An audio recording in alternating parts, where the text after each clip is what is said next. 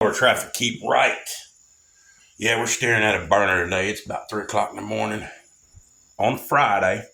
So I gotta, I don't have the lights on, so warming up by this little fire. Anyway, I figured I'd do a quick checklist on the snowstorm coming in. Just some things to think about right quick. Just a quick checklist. What was going through, my mind. Here I am up early for some stupid reasons, but here I am. So number one, we're going to deal with the heat. All right, so we're going to make sure we got some heat going on, right? Cold weather's coming in. You got your furnace or whatnot, or your propane furnace, or maybe it's electric heat pump and all that. Well, we got to have a plan B on that, because if the power goes out and that furnace and that heat shuts off, well, we're fixing to have to deal with something else. So, what is your secondary plan for warming up if power goes out? Well, I got a wood burning stove. All right, cool. See, there we go. Or I got a propane heater, like a Mr. Buddy heater. Or we got some blankets, and we're just warm up, and we got some candles and stuff. All right, so think about that. That's number one. Number two, water. With the storm coming in, it's a possibility the power gets shut off because of the ice build up on the lines or the trees snapping, popping. Boom, electric's out. Now we ain't got no water. So I'll tell you what we've done. On the first part, we got a wood burning stove, and we use propane too. So we got both of them covered there on the heat. Now on the water, what I had done is I had baby girl clean out 2 trash cans, sanitize those, bleach and all that type of stuff, get them cleaned up real good. It's the big Rubbermaid ones you get at Sam's Club, the commercial ones. So we've got both of them filled up with water. And then tonight, that's when it's supposed to drop off. I'm going to have to look at it again, either sometime Saturday morning or Friday night. Is what we'll probably do is fill up the bathtubs, both tubs, and then the kitchen sinks. Get them filled up and topped off. And then I'll have this burner thing here that I'm using now. It'll be in the living room with big pots of water in it, so those will be filled up too. Just in case, hey, if it don't get shut off, maybe we'll go water the plants or just freaking drain it. You know what I'm saying? So it's just a precaution. So that's my contingency plan. If the well pump shuts off, the electricity shuts off, boom, there's number 2. All right. That covers our cleaning, the water for cleaning, drinking, bathing, getting that butt clean and cooking. All right. So that's what that's for.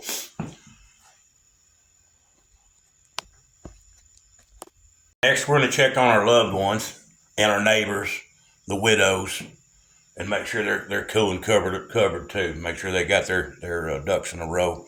So just give a little double check on that, on your neighbors or your friends, your mom or your grandma, whoever. Make sure they're cool and good to go. You got everything you need. While I'm uptown, right quick. Let's get that knocked out. It's going to be busy uptown because people are going to be panicking and preparing if they hadn't already.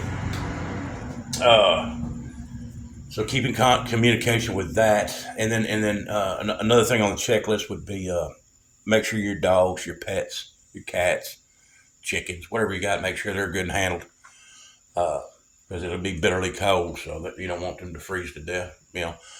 Hay out or straw for the straw's better because it's hollow.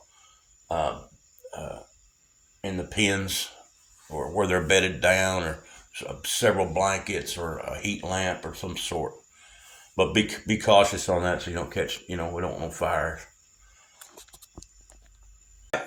Let's see, we got the water, we got the heat covered, the water covered, the pets, and of course the neighbors and the elderly, the widows and stuff. Sorry, that's covered there. Now a little extra food in the house.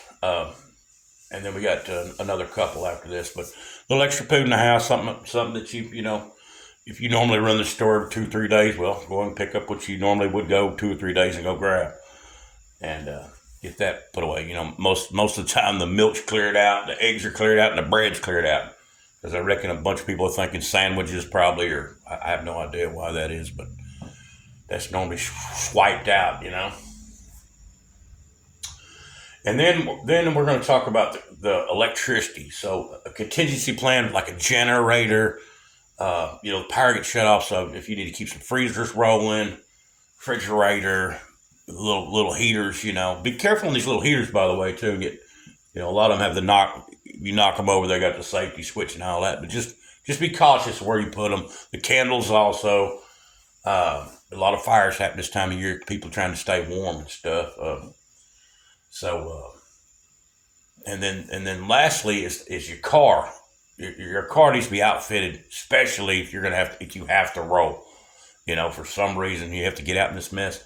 Look, we're looking at extra gloves for each person, hat, them little toboggan, knit cap, night cap, watch caps, and you need anything like that that'll keep you warm. Jackets and especially extra blankets, because if you're in the ditch because you spun out, and ain't nobody can help you because ain't nobody out there, and emergency people ain't wanting to get out there and come around. They're tied up with something else, or maybe they just can't move. So just to be able to keep your butt warm in there, you're going to need plenty of a cover. And it doesn't hurt to put a tow strap in the vehicle, some little extra food, but definitely something to keep warm with. And that brings me back to another idea in the house about keeping warm, and that second idea about propane, or whether you're going to use candles or whatnot, is if you're bedding out, you can use a tent, all right, because that it's shaped like a dome. So when it goes up so high in the body heat and all that, and it bounces back down on you. So something low like that, to put a tent up in the living room or in one of the kids' rooms or wherever, and everybody shack out. You cut off the rooms, you shack off in that one room. Just try to keep that everybody maneuvers to that room and warms up in that room instead of trying to keep the whole house warmed up. So that's something to think about. Also, layers. So if you got layers, even when you're sleeping, there's layers. You want several layers under. You got 3 layers, 4 blankets on top. You're going to want some 4 blankets underneath too. Make a little pad. That'll keep you way warmer than just 4 blankets on top of you and a blanket up underneath you. So that's important too. Car thing again. If you got to get out there, a lot of times if you're driving a pickup truck, you put a little load in the back of it. Fill it half full of firewood or several sacks of whatever, concrete or whatever you can put back there to give you some extra weight on the back tires. Also, I remember my mama back when we lived up north, and she'd let the air out of some of the tires to get more traction. So I don't know. That's one thing she did that make the tire get more traction on the road. But they had snow tires and stuff like that back then, or ATs, all terrain type stuff, and chains and all that. But anyway, be cautious out there. Be careful. There's a quick checklist. I'm sure there's a bunch more we could add to that. But a quick checklist for this the 2026 snowstorm. All right, doses.